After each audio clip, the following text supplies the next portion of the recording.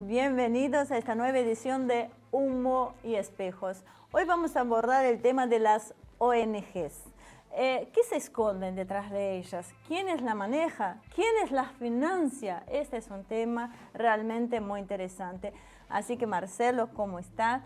Hablando de las ONG y de la ecología, ¿se pueden usar como una herramienta política? Hola, ¿qué tal? ¿Cómo están? Arrancamos bien. Creo que en realidad son una herramienta política. Creo que fueron creadas básicamente con ese fin.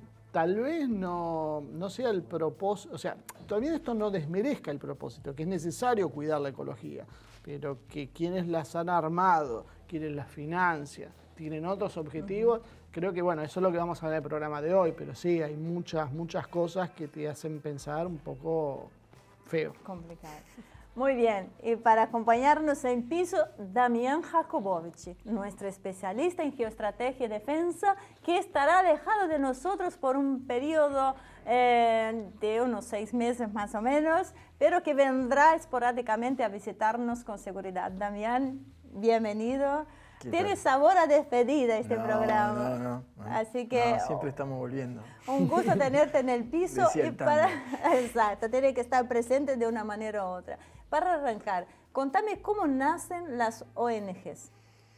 Bueno, las ONGs nacen en realidad nacen a medida que los estados van perdiendo sus poderes, ¿sí? Su capacidad de influencia. Son un producto, digamos, que datan del siglo pasado, pero la utilización que se le está dando en estos momentos, digamos, a partir del siglo XXI, fines del siglo XX, es algo muy reciente y que lo vamos a ir explicando por qué y por qué tienen tanta influencia hoy como actores en la geopolítica. Muy bien, vamos a seguir hablando, pero antes de seguir la charla, los llevamos a ver la primera parte del informe sobre los mitos ecológicos que les preparamos.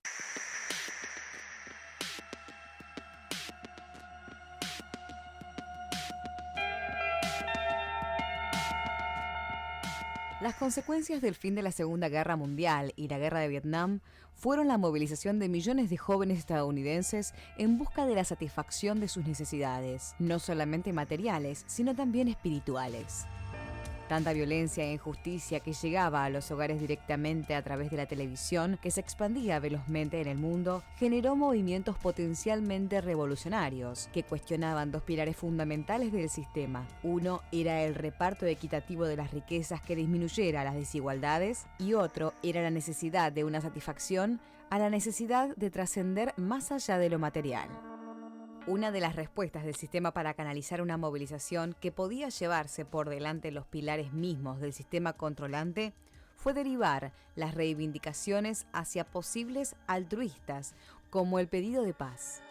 El hipismo sería un emergente inducido a los jóvenes rebeldes para que no buscaran la revolución violenta anticapitalista, reemplazando esas ansias revolucionarias por un sistema nuevo cultural que no amenazara las bases del sistema socioeconómico.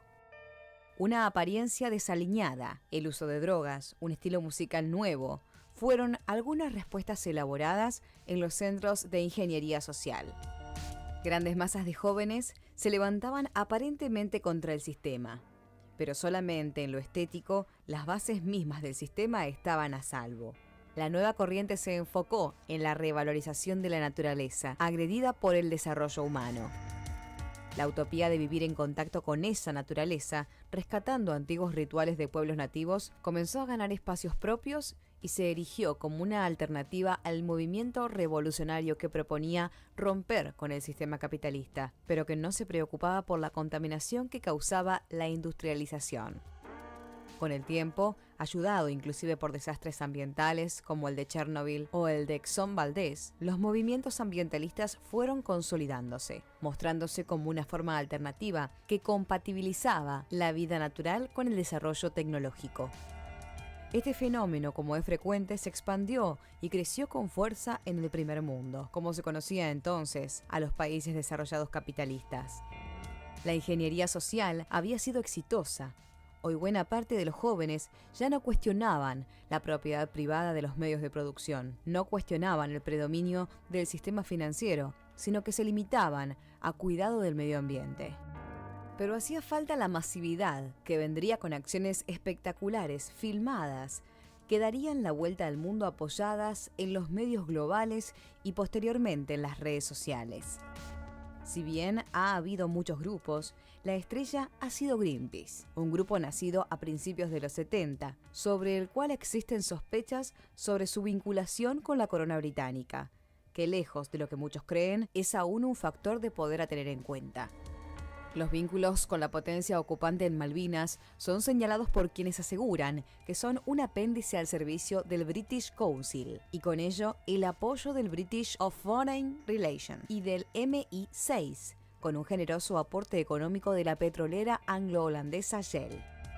Una hábil campaña publicitaria con la figura convocante de personajes populares como actores o cantantes le dieron un impulso importante dentro de la sociedad.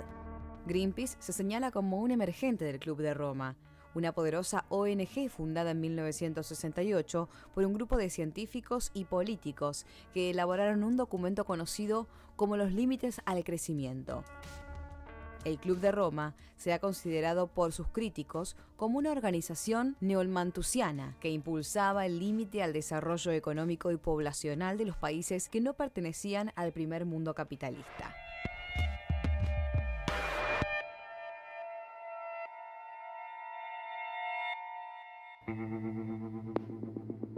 Bien, Damián, cuando arrancaba el programa yo decía que era una herramienta geopolítica. ¿Por qué? Yo creo que hay una cosa para entender y realmente para tratar de hilar lo más profundo posible en el análisis de las ONGs y tratar también, como bien vos dijiste, diferenciar la persona de base que tiene inquietudes sociales y que encuentra alguna ONG para poder colaborar y como nosotros ahora vamos a empezar a charlar y como bien se ve reflejado en el informe, todo el entramado complotista, geopolíticamente hablando, que hay detrás. El tema que hay que entender, a mí me parece, pero fundamental, es entender el cambio que hubo en la gobernabilidad del mundo. Esto me parece muy importante. ¿Por qué? Porque después en el siglo pasado, ¿sí? Si uno se preguntaba quién gobernaba el mundo, que eso puede ser otro programa, quién gobierna el mundo, Ese está muy bueno. Uno era muy fácil porque uno miraba los estados más poderosos del mundo, se fijaba los gobernantes, ¿sí? Y se fijaba las élites, que giraban alrededor de este gobierno, y ahí uno podía decir, bueno, acá más o menos están los que manejan el mundo. Pero desde hace poco tiempo, desde que se viene dando este fenómeno de la mundialización, en los últimos 30 años, el mundo ha pegado una revolución geopolítica sin precedentes, fin de la ortodoxia comunista, fin de la ortodoxia liberal, la mundialización, la revolución de la comunicación.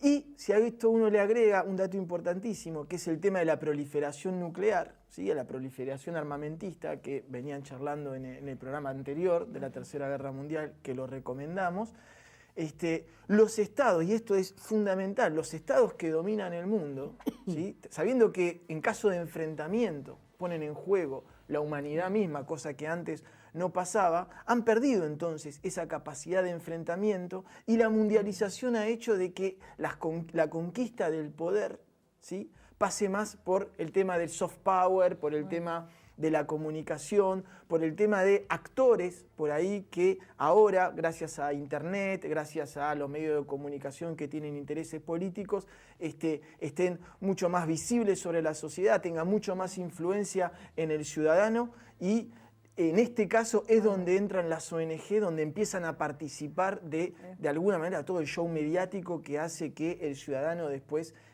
termine viendo tal vez una realidad un tanto más distorsionada de la que es. ¿Quién gobierna el mundo? Me quedé pensando, me gustó, y así es como surgen las ideas. ¿Ustedes creen que hay un gran laboratorio, una cosa? No, ahí surgen las ideas y así vienen. Me hace acordar los ratoncitos estos, que no sé el nombre, que es cerebro, y dice, cerebro, ¿qué hacemos hoy? Vamos a dominar el mundo. Bueno, ¿qué hacemos? Nosotros estamos siempre así, ¿qué hacemos hoy? Vamos a ver el tema para el próximo programa. Así que, Marcelo, ¿qué relación tiene el espíritu revolucionario de los 60, 70 con la ecología? Que es el tema que nos trae un poco hoy.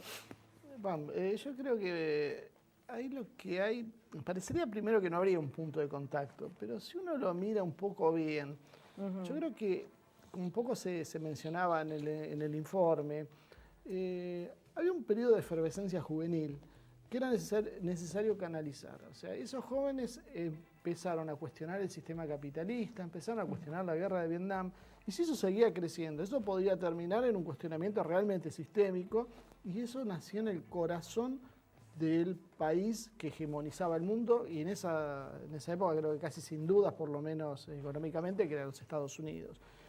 Creo que se elaboran varias respuestas desde el poder, cómo canalizar eso hacia otros puntos donde serán menos cuestionadores del propio sistema, donde garanticen la preservación del mismo. Y creo que ahí se une con alguna necesidad real que empezaba a aparecer sobre el tema de la contaminación, y empiezan a surgir las respuestas ecologistas como una forma de explicación a esto. Vos fíjate que hay, dentro de cuando nace el hipismo, hay cierto componente y cierta relación con el tema. Ya se empieza a hablar de la naturaleza, de la madre tierra. Es como se empieza a crear el caldo de cultivo sobre el cual iba a germinar después estas organizaciones que sí tienen una plataforma ya constituida de otra manera y que tienen otros objetivos. Porque lo que sabemos nosotros realmente de este tipo de ONG es que hay mucha gente, como vos decías, de muy buena fe, pero por otro lado, la gente que realmente está mandando eso, no sabemos bien qué fines persiguen, porque no es muy lineal su conducta. No, y además para... Perdón, Damián, sí, voy a tener que dejar para el próximo bloque, pero también Me les encanta dejo... hacer eso, ¿viste? Pero está muy bien. Es porque ustedes hablan demasiado y no me dejan meter bocado, pero les dejo una pregunta. ¿Qué pasa con los jóvenes? Porque los jóvenes hoy, hay muchos que apoyan a estas ONGs, que trabajan gratuitamente para estas ONG, y me imagino que con la expectativa de algo digno que están haciendo, o sea, pero tampoco, como ustedes plantean, nos da la sensación de que salgamos a la calle y destruyamos las ONGs, o sea, ¿cómo identificamos una ONG buena de una mala? Pero dejo la respuesta para el próximo bloque. Así que no se vaya, enseguida volvemos.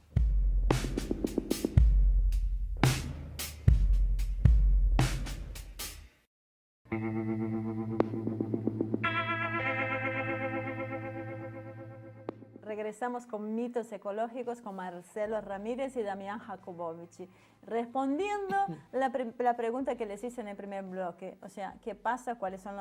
¿Cuáles son o cómo identificar una ONG buena de la mala y qué damos a los Yo te doy una jóvenes? respuesta cortita después que amplíe Damián. Para mí no hay diferencias. O sea, todas las ONG tienen esta estructura.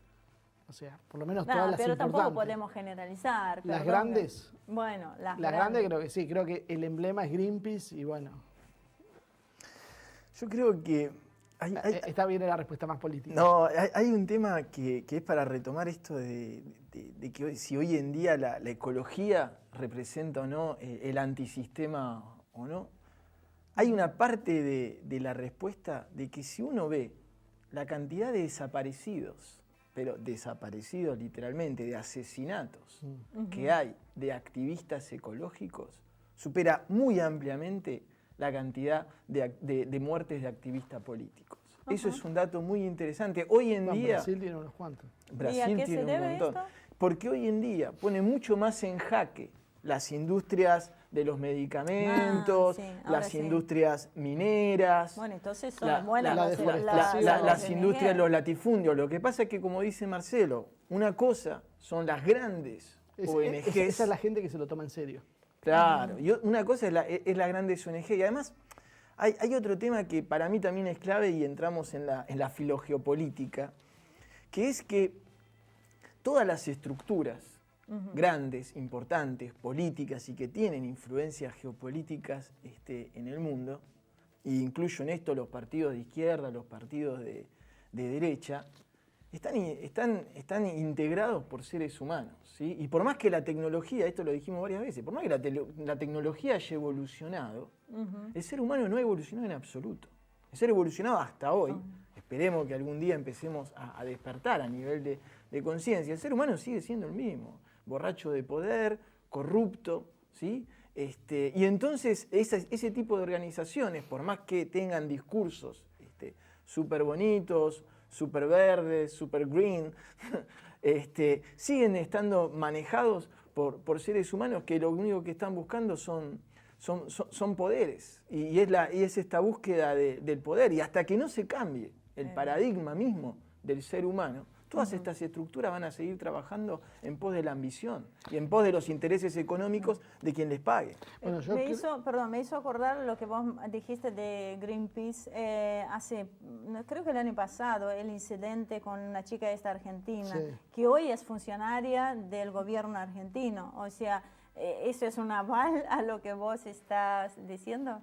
Y si uno es suspicaz, ¿viste? Y empezás a decir 2 más 2 son 4, puede ser. Yo lo que sí creo, porque uno no puede personalizar, la verdad, uno no tiene información para poder juzgarlo. Sí te llama la atención que de ir a sabotear una plataforma rusa en el Ártico, terminás como funcionario del PRO, qué sé yo. Funcionario del gobierno argentino, porque este programa se ve en toda la región. Internacionalmente, el gobierno neoliberal que se alía con Estados Unidos, casualmente toma como funcionaria a esta chica que se hizo conocida por haber sido detenida en Rusia cuando intentó tomar una plataforma, poniendo en riesgo la misma plataforma, que eso fue lo que esgrimió Rusia. Por otro lado, lo que yo me quedé un poco con lo que decía Damián, creo que lo que hay es una enorme dosis de hipocresía. Vos tenés, por ejemplo, te fomentan en una época, se habla muchísimo del papel reciclado. Comprá para una impresora papel reciclado. Y te daban una impresora que ya venía con una vida útil de X cantidad de impresiones, después se rompía. O sea, todo el mundo sabe que primero le pusieron un chip, después le pusieron partes, porque se hackeaba el chip, entonces para que se te rompa eran partes físicas que te dejaban engranaje, dejan de funcionar. Sí, eso de la obsolescencia programada es parte del funcionamiento de la economía. Entonces, las mismas organizaciones, las mismas empresas, corporaciones que producen y que se pintan a sí mismas como ecológicas, son las mismas que te fabrican algo desechable. Entonces yo creo que el problema acá reside en el fondo en el modelo económico. Creo que el modelo capitalista que nosotros conocemos no es compatible. No puede ser. Cuando vos fabricás para que se rompa, cuando vos fundamentás tu sociedad en el crecimiento constante de la demanda, algo no va a andar. O sea, eso sirve cuando tenés 500 millones, 1.000 millones, 2.000 millones, cuando estás en 7.000 y dentro de un par de décadas vamos a estar en 10.000 millones, no hay para que todos consumamos igual. Volvemos al tema que entre los tres hablamos 10 millones de veces. El problema es del sistema y de la superpoblación y la repartición de riquezas. A mí me parece, siguiendo con lo que dicen y para que la gente entienda por qué siempre está la comparación, ¿no?, de las ONGs con los caballos de Troya. Y eso es súper interesante. Recordemos para la gente que Ulises había diseñado un caballo donde estaban escondidos los de no me acuerdo de dónde para poder recuperar Troya. Y entonces acá las ONGs también, porque lo que uno tiene que entender es que hay 2 temas para analizar. Primero, la ONG, suponiendo que es una ONG nacional, representa a la sociedad civil. Primero habría que discutir si está bien que la sociedad civil tenga su rol, ¿sí?, en algo que por ahí sería una función estatal. Ahí ya tenemos una defección del Estado por un lado. Exactamente, ahí ya tenemos como que cualquier posición es válida. Un punto de vista que no lo había tenido en cuenta. Hay gente que piensa que el Estado lo tiene que abarcar todo y hay otra visión politóloga que dice que no, que está bien, que esté repartido, etc. Primera cosa para pensar.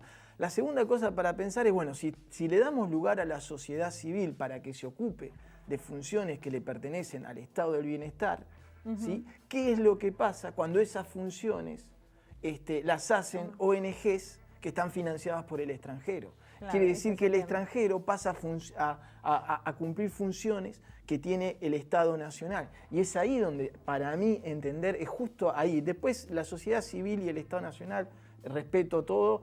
Después sería otra discusión. Sería otra discusión, pero cuando... Pero tampoco es bueno ese Estado totalitario que absorbe todo. Yo pienso que no es Pero tan también bueno. es un buen punto cuando yo pienso, me surgió en la cabeza ahora el tema de Cuba, que la financia algunas organizaciones, la financia en Estados Unidos. Sí, con el claro objetivo de infiltrar y reventar la sociedad desde dentro. ¿Sabes quién lo ha mostrado claramente? Esto es Putin. Putin está trabajando y ha puesto una serie de restricciones porque ellos dicen claramente, estas ONG están armadas porque en determinado momento te las activan para desestabilizar el poder. En América Latina, con el caso de Cuba, hay también el caso de Ecuador, el caso de Bolivia, en donde ONG financiadas por Estados Unidos han tenido roles, pero súper probados en intentos de desestabilizaciones institucionales. Porque lo que hay que entender es que en algunos países ¿sí? ya está mal visto como que haya intervenciones militares, entonces lo que se hace son intervenciones de ideología occidental, porque una ONG por los derechos de la mujer, por los cuales yo apoyo y sé que voy a tocar un tema complicadísimo, pero una ONG en un país islámico por los derechos de la mujer, claro, sabemos lo que viene atrás. Es una bomba de tiempo. Por más que la gente que milite en la ONG tenga las mejores intenciones, pero también hay... Bueno, ahora había un profesor inglés, que ¿te acordás lo que fue un escándalo? Yo no me acuerdo ahora el nombre, pero que se estaba haciendo pasar por una mujer. Y era, cuando terminaron rastreando, eso se hacía de Inglaterra y era un inglés que lo estaba haciendo y bueno, esto no era un profesor aburrido. Justo me tocaste el dedo de la llaga, pero fuiste para otro lado. Yo iba a ir... escapé, en realidad. Te escapaste, en realidad, pero te lo voy a volver. Porque me quedé pensando justamente con el tema ese de las mujeres. Dada la marcha que hubo de las mujeres acá... es un fenómeno que se está dando en toda América Latina. Sí, pero lo de la marcha acá, que fue un poco para encubrir el tema de la sanción del voto electrónico, pero en Venezuela está esta misma organización de mujeres, está surgiendo para tirar en contra a Maduro. Las están usando para tirarse en contra a Maduro. Fue el título de uno de los diarios más importantes argentinos, fue las asociaciones de mujeres se juntan para derrumbar el régimen de Maduro. Y la semana pasada justo veníamos hablando con Elsa Brusone, que hablamos el tema de cómo estaba la semana pasada Venezuela, y hablaba que el pueblo estaba en la calle, o sea, que la gente estaba. Entonces, lo que muestran los medios de comunicación... Porque ahí es donde está el tema, ¿quién las controla?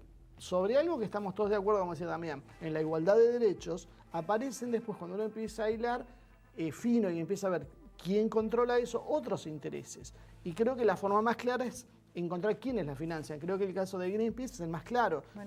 Ya todo el mundo sabe la relación entre Greenpeace, el gobierno británico, la monarquía británica, el MI6, y después cuando uno empieza a ver los aportantes, tenés compañías petroleras que se supone que son su blanco natural. Justo iba a preguntar qué es Greenpeace, ¿no? Porque todos hablan de Greenpeace, pero el rol Vos sabés que nosotros en este programa tenemos la facilidad de hacer amigos y que creo que no habíamos... Nos faltaba para ponerlo. Ustedes se dan cuenta por la cantidad de sponsors que hay abajo, ¿no? Toda la Argentina que corre. Las pautas publicitarias son muy largas. Exacto, bueno. Sí, le pedimos disculpas a la audiencia por la cantidad de marcas que circulan. Ahora vamos a terminar con otro. Sí, y yo pienso que también hablamos del tema de la ecología, y porque también, como bien decía Marcelo al principio del programa, la ecología es un programa y un problema muy serio que está atravesando el mundo y que creo yo que se está convirtiendo en la nueva contradicción, la nueva contradicción a la cual está encaminándose este mundo. Antes la contradicción, por ahí lo vamos a retomar en el tercer bloque, antes la contradicción, siempre decíamos, era por ahí socialismo, capitalismo, y ahora sí, la ecología, el problema del calentamiento global, que uno puede decir, bueno, ¿será verdad o no esto del calentamiento global? Porque uno, es verdad, los números le puede hacer decir lo que quiera, uno ve rastros en la historia de la humanidad y ve que ha habido subas y bajas. Y se han hackeado 10.000 emails donde demostraban muchos científicos acomodar los números. Porque ponemos vuelta al tema del dinero. ¿Quién pone la plata? Bueno, ¿qué es lo que yo tengo que decir? Yo te hago el informe como vos querés. Pero eso se paga. Eso es lo que se nos da. Entonces, creo que, bueno, te corté, pero en realidad el tema es, hay un cambio climático. Ahora, ¿de quién es la culpa? ¿Es un tema del hombre, de la actividad humana, o esto algunos te dicen que en realidad es por el movimiento de los polos magnéticos, por el sol, porque están teniendo actividades inusuales? Hay muchas hipótesis sobre el tema. Pero después vamos a dejar para el del tercer bloque cuál es la relación de esto con la geopolítica, porque yo puedo agarrar y decirte, estamos todos en peligro, no podemos seguir industrializando y consumiendo como estamos, así que muchachos, congelemos todo como está. Yo soy rico, vos sos pobre, mala suerte. Así nos toca. Pero para cerrar el tema de Greenpeace, antes de ir con eso, toda esta carga filosófica al otro programa, ¿por qué los ataques de Greenpeace suelen concordar con los intereses geopolíticos del eje anglosajón? Porque yo creo que, porque uno lo que uno le reprocha a Greenpeace no es que ataque una petrolera rusa. El problema es que es la diferencia a la hora de medir las varas, porque siempre casualmente, digamos, los objetivos de Greenpeace, que uno ecológicamente diría, sí, está perfecto, ataquen las petroleras rusas, pero también ataquemos las estadounidenses, como vos decías, las inglesas y todo eso. Eso es la mayor crítica que creo que uno le hace a Greenpeace. No son los ataques que hace, sino siempre los ataques van para los intereses geopolíticos contrarios a quienes la financian, que en ese sentido es muy lógico. Muy bien, ahora sí, los tenemos que llevar a un pequeño corte, así que bueno, no se vaya, enseguida regresamos.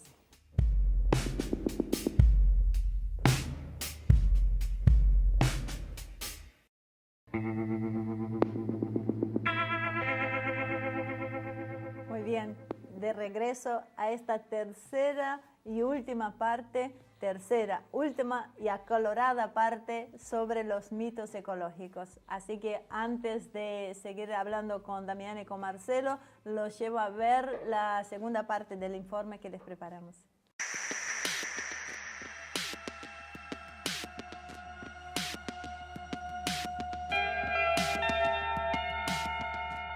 El papel de Greenpeace, así como la World Wildlife Fund, fundada 10 años antes, impulsan un freno a la contaminación ambiental, al menos en los papeles. La realidad demuestra que hay un doble discurso. Veamos un ejemplo. Greenpeace promueve el avance del cuidado del medio ambiente y por ello ha frenado explotaciones argentinas a Europa de soja transgénica, porque potencialmente puede dañar a la salud. Sin embargo, ante la irrupción de la enfermedad espongiforme bovina, conocida como la de la vaca loca, transmisible a los humanos y que no se destruía el prión que la causaba con la cocción. Greenpeace guardó un sospechoso silencio, permitiendo que llegue a las góndolas de los supermercados. Igualmente polémica es su actuación ante la energía atómica para su uso pacífico, cuando intentó frenar iniciativas como la del reactor de mediana capacidad INVAP, impedir la conclusión de Atucha 2 y apoyar el plan de cierre de plantas nucleares con el plan 2010 sin energía nuclear, pero no ha actuado con la misma convicción contra las centrales que funcionaban a base de combustibles como el petróleo y el gas, en las cuales aparece el interés de la Shell. Las fuentes de financiación de Greenpeace son cuestionadas. La familia Rockefeller, históricos petroleros dueños de la ExxonMobil Corporation, es uno de sus principales contribuyentes, al igual que el JP Morgan, la Turner Foundation, la Homeland Foundation de la familia Getty o Charles Stewart Mott Foundation, padre de la General Motors, que fabricaba, antes de su quiebra en 2009, vehículos tan poco ecológicos como los Buick, Cadillac o el famoso Hammer. Las ONG ecologistas, como las que citamos en este trabajo, son sospechosas de perseguir fines ocultos bajo las buenas intenciones proclamadas. No solamente nos referimos a la defensa de los intereses de sus patrocinadores, sino también a la participación en el juego político internacional, transformándose en un arma de sus controladores contra los países que aspiran a romper el status quo. Camila Speciale, una activista argentina perteneciente a Greenpeace, saltó a la fama cuando en 2013 fue detenida por las autoridades rusas al realizar una protesta contra una plataforma petrolera en el Ártico. Rusia argumentó que sus acciones fueron temerarias y bien pudieron producir un derrame al intentar abordar la plataforma rusa en condiciones peligrosas. La activista fue sometida a la justicia rusa y liberada 90 días después del suceso, en medio de reclamos de la prensa occidental. La situación demostró algo que se viene señalando. Greenpeace actúa contra los enemigos del poder británico o de los mismos Estados Unidos. Actualmente y sugestivamente, Camila Speciale ha sido incorporada al equipo de trabajo del partido de gobierno en la Argentina, el PRO de Mauricio Macri, como funcionaria de la Casa Nacional de la Juventud. Macri ha producido un giro en la política exterior argentina, alineándose con los Estados Unidos y el Reino Unido. ¿Podemos creer que fue una mera casualidad la relación entre el activista, las acciones antirrusas, el enfrentamiento creciente entre Estados Unidos y Rusia, Greenpeace y el PRO con su alineamiento geopolítico? Greenpeace se ha transformado en una herramienta geopolítica que actúa sobre la opinión pública, condicionándola bajo intereses determinados. Uno de los intereses es limitar el crecimiento de países que necesitan progresar para mejorar las condiciones de vida de sus poblaciones, y es clara la necesidad de aumentar el consumo de energía para el desarrollo de las industrias que no siempre pueden tener los parámetros exigidos en los países del primer mundo, ya que pasaron por esa etapa y hoy utilizan las exigencias para frenar el progreso de otras naciones como India, China, Indonesia o Brasil.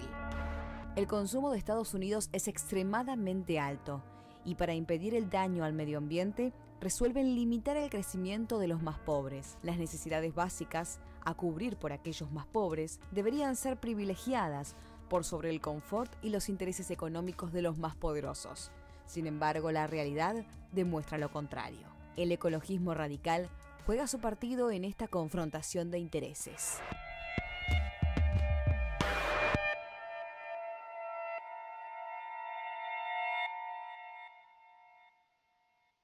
Bueno, ¿sabes qué? Hay una cosa que yo he visto, que creo en realidad, que hay, o por lo menos no sé si creo en realidad, pero me despiertan sospechas, que hay cierta conexión entre una especie de darwinismo social, las teorías de Malthus y el tema de este sistema que estamos hablando, de que en realidad, más allá de las causas, sabemos que sí está estresando el planeta. Los recursos, si bien hay algunos teóricos que te dicen que en realidad son suficientes, lo más probable es que no, es que realmente sean finitos, muchos, sean críticos y que la actividad que contaminamos sea grave, lo cual por ahí no explicaría el recalentamiento global que dijimos antes, pero bueno, es un hecho real y concreto. Si estamos en un mundo que avanza y que avanza con un programa que no es sustentable, ¿cuál sería la forma de hacerlo sustentable? ¿Eliminar 5.000 millones de personas? Por eso digo, si esto no se une con ese pensador del siglo XIX que era Malthus, y que un poco era de eliminar población sobrante, indeseada por algún aspecto. En este caso, los pobres sobrarían, porque no todos podemos consumir como un suizo. Sí, sí. Entonces, ¿qué hacemos con los 1.500, 1.400 millones ya de chinos y de indios que se sumarán al consumo si no lo paramos de alguna manera? Yo pienso respecto... Vos sabés que soy medio apocalíptico. Sí, no, pero sin palabras, pero me gusta el desafío. Yo, respecto a eso, yo tengo una teoría de que el hombre todavía está en una concepción piramidal de la vida. Quiere decir que necesita obligatoriamente a alguien que esté abajo. Esa es mi teoría. Sí, entiendo. Si nos quedamos, me pongo ahí por si proyectándolo entre los ricos, pongámosle, si nos quedamos entre ricos, así son las ganas, si nos quedamos entre ricos, no vamos a ser más ricos. Porque no vamos a tener... Necesitas la desigualdad para ser importante. Yo pienso que la desigualdad es parte de este sistema que... De hecho, perdón, pero como decías vos otra vez de un programa... Ay, dos veces haciendo referencia a lo que yo digo, qué emoción. Están citando muy seguido. 500 con 2.000 millones de personas, 500 millones de una elite, 1.500 millones que acompañan, seguimos manteniendo la diferencia. ¿Sabes dónde yo noté lo que vos dijiste y lo puedo decir concretamente? Con la sociedad brasileña. Ay, me va a perdonar los brasileños, pero es lo que noté acá desde el extranjero. La molestia cuando Lula lanzó estos 36 millones de personas al consumo y cuando la gente de clase media... Pero no solo fue en Brasil. No, es un pero problema en Brasil lo vi por ser brasileña, lo sentí. La molestia de voy a un restaurante o me voy de vacaciones alguien que debería ser mi empleada doméstica. Y me por el dolió, aspecto que tiene. me dolió sentir cuando volví a Brasil. Bueno, eso después de ese ratifica lo que cambio. dice Damián. Exactamente. Bueno, ahora te dejo Sí, seguir y él no me dejó terminar está de bien. Y completar. yo creo que volviendo también al tema de las ONGs, ¿no? Porque como vos decías, acá no es cuestión de salir y ir a quemar las ONGs, porque si uno va en realidad a lo discursivo, uno está muy de acuerdo en eso, Sí, pero sí. volvemos a repetir, lo que molesta es que haya, por ejemplo, una ONG, por decir algo, en Irán, alentando a las mujeres a liberarse desde el punto de vista occidental. Después uno tendría que ponerse de acuerdo si tiene Occidente derecho a, en nombre de los derechos humanos, a intervenir en lo que uno considera una violación de los derechos humanos. Pero bueno, suponiendo de que eso sea válido, uno dice, bueno, ok, tenés una ONG laburando acá y le inyectás millones de dólares, porque esto también hay que decirlo, son millones de dólares. Y millones de Pero dólares. ¿por qué no tenés la misma ONG en Arabia Saudita, donde los derechos de la mujer están tan o más vapuleados como en los de tantos países islámicos? Sí, sí. Eso, De hecho, en Irán el papel de la mujer es bastante importante. y está muchísimo más occidentalizado, Claro, sí. que en Arabia Arabia Saudita, Saudita. sí, ahí está más Sin marcado. embargo, uno ve muy pocas de estas ONGs, uno ve que los esfuerzos que hace, como bien decían, las ONG financiadas por Estados Unidos o por Occidente en Venezuela por tratar de recuperar los derechos de la mujer y bla, bla, bla, bla, bla, uno ve que en Arabia Saudita ese esfuerzo es casi nulo e inexistente. Y es ahí donde volvemos a esto. Cuando un discurso, ¿sí? Cuando un discurso ecolopolítico, digamos, que uno por el cual podría a priori estar muy de acuerdo, es lo mismo de siempre. ¿Por qué criticás esto y acá no lo criticás? Uno por ahí está de acuerdo con esa crítica, pero ya el hecho de que esa crítica sea parcial, ¿sí? Y cierto punto donde es casi naif a veces, por ejemplo, decir, terminemos con la energía que viene de combustibles fósiles, no hagamos energía nuclear, toda energía sustentable, y te quedas pensando, cambiemos de forma de vida porque vivimos como las carnas, pues es insostenible. ¿Eso cómo lo ves? O sea, que es un infantilismo. Yo solo veo que sobrevivirán los artistas marciales, lo digo siempre, Max, por eso nos estamos preparando. Yo creo que, y es lo que volvemos a charlar siempre, yo creo que estamos necesitando una alternativa a las energías tradicionales que son petróleo, gas y carbón. El gran problema que tenemos acá es que cada país tira por su lado. Si nosotros tuviésemos un mundo realmente gerenciado de manera democrática, entonces sería diferente, pero es muy difícil exigirle, ¿sí?, a un país del tercer mundo que haga esfuerzos, porque son esfuerzos económicos que uno tiene que hacer hacia energías de transición verde, cuando en realidad los países más industrializados, los que más contaminan, son los que primero deberían hacer el esfuerzo. La proporción no es coherente. Aparte de lo que vos decías en el bloque anterior, el tema del dióxido de carbono en la atmósfera también hubo en otras épocas históricas. Sí, tal cual. Porque a veces también por ahí estamos haciendo un esfuerzo que en realidad no es tal, ¿o sí? Y hablando de ese tema, perdón, No fui yo el que lo dijo. yo quería ver cuál es la relación entre los países de desarrollo industrial de los países menos desarrollados, valga la redundancia, y las ONGs.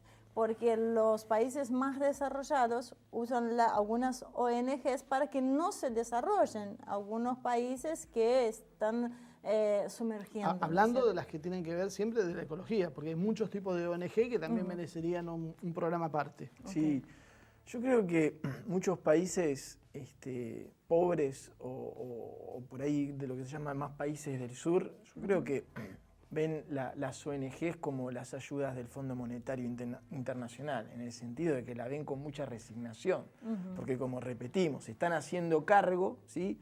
Para dar un ejemplo, Ese mercado de bonos verdes que se hablaba. Exactamente. Sí, es como decía Lula, me acuerdo que siempre cuando él daba la definición del Estado, él decía el Estado es como una madre, ¿sí? No es que prefiere a uno ni prefiere al otro, sino que tiende a darle más al que más lo necesita. Y me parece que esa definición es correcta. Es como que un Estado, cuando desembarca una ONG extranjera, ¿sí? Es como que el Estado es como que una madre o un padre tengan que ver cómo una persona la tiene que ayudar, ¿sí? Para poder abastecer socialmente a sus hijos. Yo pienso que la contradicción es esa. Un país que tiene demasiadas ONGs extranjeras en su territorio y de alguna manera te está marcando un tipo de falencia que vos tenés. Marce, espera un segundito. Antes de sacrificar a las ONG, me quedé pensando.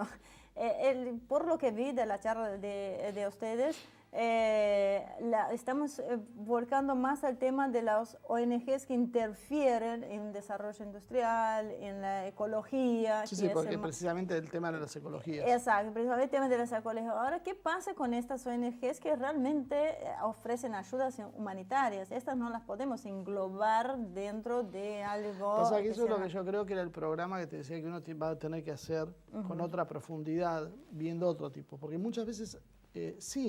no confundamos la ayuda, claro, pero hay ayudas humanitarias, pero a veces se hacen con determinados fines. Pasó en Haití. O sea, se hizo mucha ayuda humanitaria y en realidad eran todos negocios. Y al pueblo haitiano no le llegó nada. Y si nos ponemos la filosofía neoliberal, los contribuyentes lo pagaron. Alguien puso la plata, alguien la necesitaba y alguien se fue en el medio. Muchas veces... de cada $10, 9 se gastan en administración. Claro, porque uno ve los millones, como vos decís, los millones y millones de dólares porque hay un que se vuelven, gran que negocio montado. Era un poco lo que hablábamos fuera de cámara antes. Y que vale no solo para las ecologistas, sino para otros tipos de ONG. Se montan negocios donde hay mucha gente que gana, no sé si mucha gente, hay una minoría que gana mucho dinero a través de eso. Entonces, a partir de eso, se crean o se inventan o se... sobredimensionan causas para justificar nuevos ingresos de dinero. Es un negocio.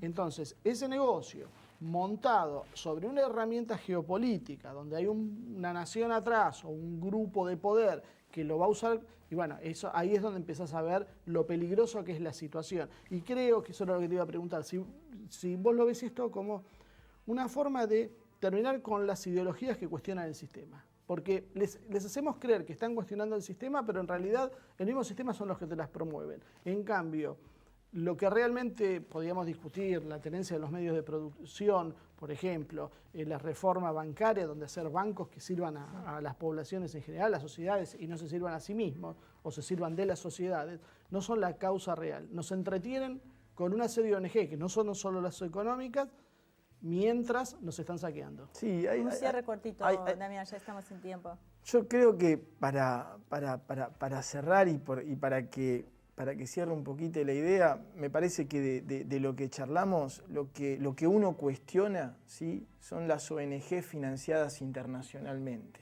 Porque las ONG, las asociaciones, como se llaman en Argentina, sin fines de lucro y que puedan tener inquietudes ambientales, el tema de la permacultura, el tema del consumo responsable, porque me parece que todo lo que vaya en contra, por ejemplo, del consumo desenfrenado en el que vivimos, me parece que eso es mucho más antisistema que sentarse en un café a leer 10 capítulos de Trotsky.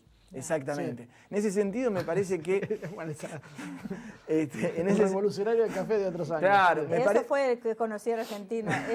Me parece que es mucho más revolucionario hoy en día plantearse realmente una forma de vida por afuera del sistema de consumo que empezar a hablar de los 10 días que conmovieron al mundo, por decirlo de una manera. Entonces, me parece que tenemos que empezar a diferenciar eso y que los estados se tienen que plantear esto. Cuando uno cuestiona el tema de las ONG, cuestiona a la ONG como una herramienta geopolítica, porque lo que tienen que entender la gente es que muchas ONGs, debajo de esa cáscara de discurso bueno y buenas intenciones, les permite a algunos países, a las potencias, ¿sí? Tener bases, ¿sí? Estructuras políticas, porque una ONG es algo súper político, que se puede ir aumentando, ¿sí? Sin que nadie lo cuestione, porque parecen las carmelitas descalzas a nivel exterior. Y un día te hacen una revolución. Como le pasó a Ucrania en el 2005 con las revoluciones naranjas. Muy bien, muchísimas gracias, Damián. Realmente un placer enorme, Marcelo. Siempre compartir contigo las 24 horas del día es una maravilla, como siempre. Así que, Damián, espero que nos venga a visitar. Solo para cerrar, una cosa que lo dejo como una pregunta, más que una respuesta, porque no la tengo la respuesta. sobre lo que decía Damián, es vivir al costado del sistema o abrirse del sistema. Ahora, ¿es posible o la solución es romper el sistema? Vamos a visitar a Damián en verano y ahí lo debatimos acá, comprometidos. Muchísimas gracias, Damián. Muchísimas gracias. Muy bien. El programa de hoy fue hecho con el objetivo para que ustedes mismos hagan sus propias conclusiones y piensen. No es que estamos en contra a todas las ONG, sino que uno quiere saber qué hay detrás de ellas. Y principalmente el cuestionamiento viene por aquellas ONGs donde, como dijo bien claro Damián, que son financiadas por plata internacional y tiene injerencia en la política propia del país, cosa que no debería ser. Cada país es autónomo y soberano. Muchísimas gracias, como siempre, por acompañarnos. Esperamos sus comentarios en nuestro Facebook, en nuestro canal de YouTube, HTV Producción, y nos vemos la semana que viene con más una edición de Humo y Espejos.